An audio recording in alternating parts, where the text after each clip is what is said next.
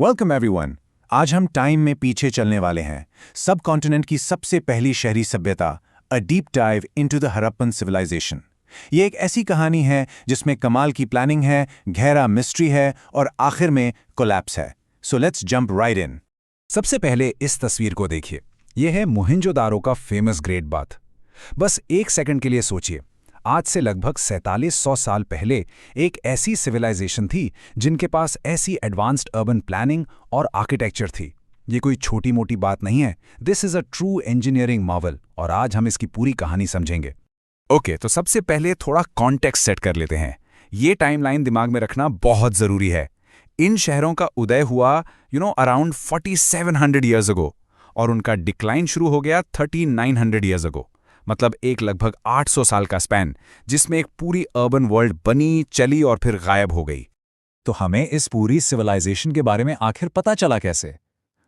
इसकी डिस्कवरी की कहानी भी सिविलाइजेशन जितनी ही फैसिनेटिंग है। Let's start with the city that give it it's name, Harappa. सोचिए, करीब 150 साल पहले पंजाब में एक रेलवे लाइन बन रही थी। ब्रिटिश इंजीनियर्स को वहां एक टिला, एक माउंड मिला जो हाई क्वालिटी ब्रिक्स से भरा पड़ा था। उन्हें बिल्कुल अंदाजा नहीं था कि वो अनजाने में सब कॉन्टिनेंट के सबसे पुराने शहरों में से एक हड़प्पा की दीवारों को उखाड़कर अपनी रेलवे लाइन में लगा रहे थे। फिर काफी सालों बाद, लगभग 80 साल पहले, आर्कियोलॉजिस्ट्स ने इस साइट को प्रॉपर्ली स्टडी किया और तब उन्हें एहसास हुआ कि ये सिर्फ एक ईंटों का ढेर नहीं बल्कि एक पूरा का पूरा प्राचीन शहर है। और क्योंकि हड़प्पा इस तरह की पहली सिटी थी जो डिस्कवर हुई, इसके बाद जितनी भी ऐसी ही साइट्स मिली उन सबको हड़प्पन सिविलाइजेशन का नाम दे दिया गया। अब आते हैं उस चीज पर जो इस सिविलाइजेशन को ट्रूली माइंड ब्लोइंग बनाती है, उनकी अर्बन प्लानिंग। जिस तरह से ये शहर बनाए गए थे वो उस जमाने के हिसाब से नेक्स्ट लेवल था। ज्यादातर हड़प्पन शहर एक कॉमन प्लान फॉलो करते थे। बेसिकली शहर दो हिस्सों में बटा होता था। एक था वेस्टर्न पार्ट जो छोटा था लेकिन ऊंचाई पर बना था, जिसे हम सिटाडेल कहते हैं। यहाँ शायद इंपॉर्टेंट बिल्डिंग्स होती थीं। और दूसरा था ईस्टर्न पार्ट जो बड़ा था लेकिन निचले हिस्से में था, जिसे लोअर टाउन कहते हैं। यहाँ आम लोग रहते थे। ये डिवीजन उनकी ऑर्गेनाइज्ड सोसाइटी का सबसे बड़ा प्रूफ है। और इनकी कंस्ट्रक्शन क्वालिटी, वाओ! दीवारें ऐसी पक्की ईंटों से बनी थीं कि वो हजारों साल तक टिक गईं। उन्हें एक इंटरलॉकिंग पैटर्न में लगाया जाता था जिससे दीवारों को जबरदस्त स्ट्रेंथ मिलती थी। ये उनकी एडवांस्ड बिल्डिंग टेक्निक्स का एक बेहतरीन नमूना है। और फिर आता है इनका ड्रेनेज सिस्टम। ये अपने टाइम से बहुत बहुत आगे था। हर घर स्ट्रीट ड्रेन से कनेक्टेड था। नालियां बिल्कुल सीधी लाइन में हल्के से स्लोप के साथ बनाई जाती थी ताकि पानी आसानी से बह सके। और इतना ही नहीं, ये सब कवर्ड थे। सफाई के लिए इंस्पेक्शन होल्स भी थे। इससे साफ पता चलता है कि घर, नालियां और सड़कें सब एक साथ एक ही प्लान के हिसाब से बनाए गए थे।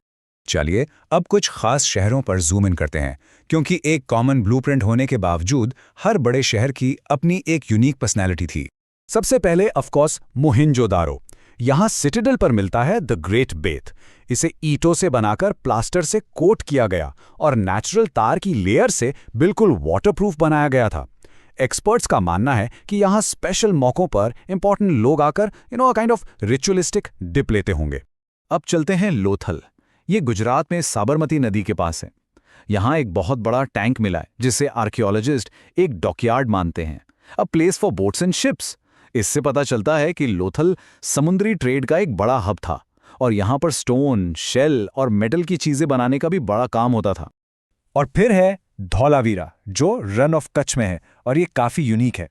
बाकी शहरों की तरह ये 2 नहीं बल्कि 3 हिस्सों में डिवाइडेड था और हर हिस्सा मैसिव स्टोन वॉल से घिरा हुआ था। यहाँ एक बड़ा सा ओपन एरिया भी मिला है, शायद पब्लिक सेरेमनीज के लिए। और सबसे इंटरेस्टिंग फाइंड है हड़प्पन स्क्रिप्ट के बड़े बड़े अक्षर जो शायद किसी साइन बोर्ड का हिस्सा थे। यही चीजें धौलावीरा को एक बहुत ही इंपॉर्टेंट साइट बनाती हैं। तो इन शहरों में रहने वाले लोगों की लाइफ आखिर थी कैसी? वो क्या करते थे, क्या बनाते थे और बिजनेस कैसे करते थे? Let's dive into their world. देखिए, इतने बड़े शहरों को सस्टेन करने के लिए एक मजबूत एग्रीकल्चरल बेस तो चाहिए ही था। लोग गेहूं, जौ, दाल जैसी कई फसलें उगाते थे और कैटल, शीप, गोट जैसे जानवर पालते थे। और खेती के लिए एक नया टूल, प्लाव यानी हल का इस्तेमाल शुरू हो गया था। यही किसान शहर के रूलर्स, स्क्राइब्स और कारीगरों के लिए फूड सप्लाई करते थे। यहाँ से मिले आर्टिफैक्ट्स एक कॉम्प्लेक्स सोसाइटी की पूरी कहानी बताते हैं।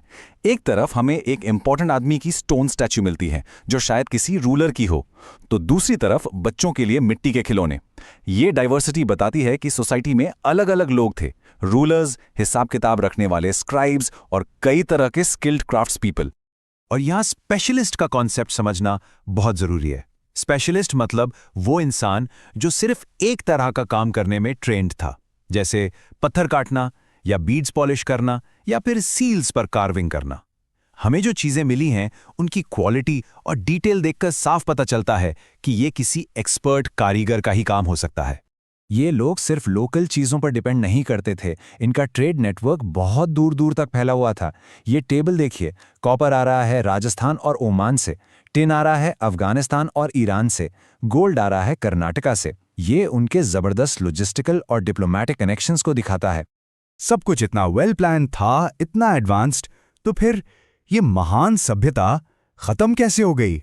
ये एंशिएंट हिस्ट्री की सबसे बड़ी अनसॉल्व्ड मिस्ट्रीज में से एक है।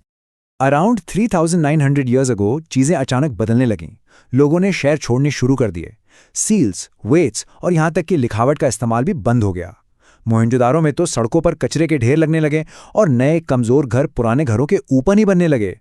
ये साफ साफ डिक्लाइन के साइंस थे। तो इसका कारण क्या था? इसका कोई एक आसान जवाब नहीं है। स्कॉलर्स अलग अलग थियरीज देते हैं। कुछ कहते हैं नदियां सूख गईं, तो कुछ डिफॉरेस्टेशन या भयानक फ्लड्स की तरफ इशारा करते हैं। लेकिन प्रॉब्लम यह है कि कोई भी एक रीजन सभी शहरों के अंत को एक्सप्लेन नहीं कर पाता। शायद ये कई फैक्टर्स का एक डेडली कॉम्बिनेशन था। और यहीं हम इस एक्सप्लेनर को एक सवाल के साथ खत्म करते हैं।